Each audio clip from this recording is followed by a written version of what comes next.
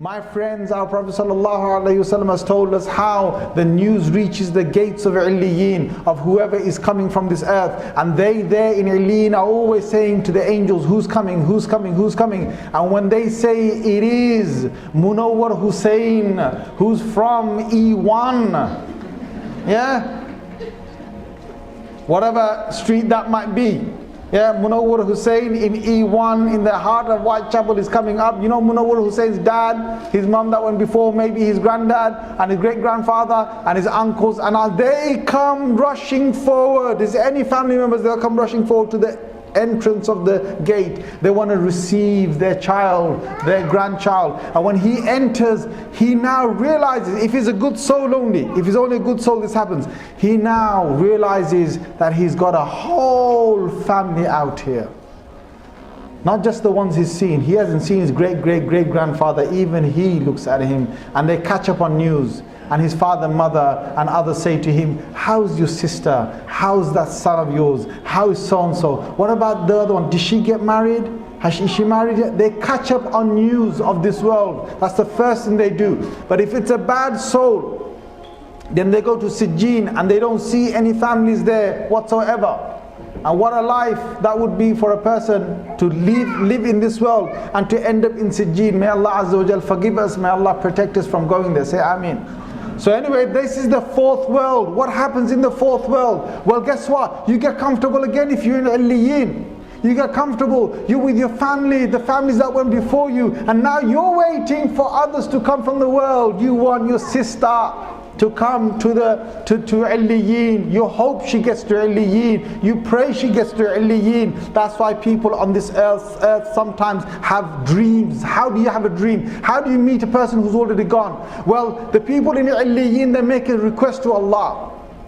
Oh Allah, I'd like to see so-and-so of my family member in the world in a dream. If only Allah wills, they get the wish granted. So what happens? What happens is, subhanAllah, think of this, this is amazing. This is amazing, and this happens every single night.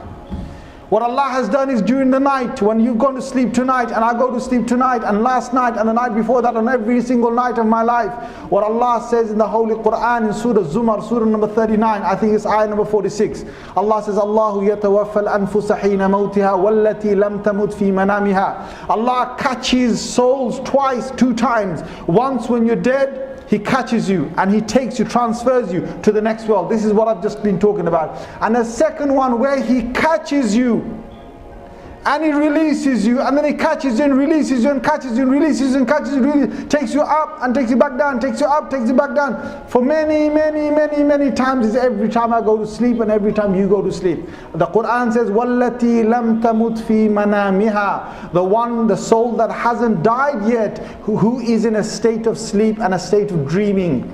And what happens is, my soul goes up there, your soul goes up there. And sometimes you have a dream of someone on this earth. And how do you have it? Well, his soul or her soul got together with your soul. Sometimes it's your imagination, okay? Don't get me wrong. Don't see someone tomorrow and just say, hey, I was with you last night. Sister, I was with you last night. Come here. I've seen you. Sometimes it's your imagination, all right? Guys, take it easy, okay? So anyway, what happens is they go to a place, Alamul al-Ahlam. There's a world, Allah has created the world of dreams.